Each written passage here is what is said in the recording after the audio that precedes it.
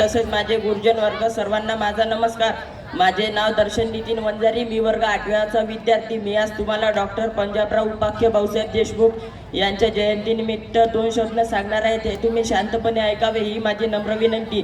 Doctor Panjabrao उपाख्य भाऊसाहेब देशमुख यांचा जन्म शामराव आणि राधाबाईंच्या पोटी 27 डिसेंबर 1898 रोजी अमरावती जिल्ह्यातील पापड या गावी झाला।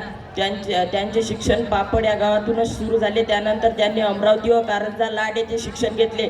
त्यानंतर ते उच्च शिक्षणासाठी इंग्लंड येथे गेले व तेथे त्यांनी डॉक्टरेट ही पदवी मिळवली।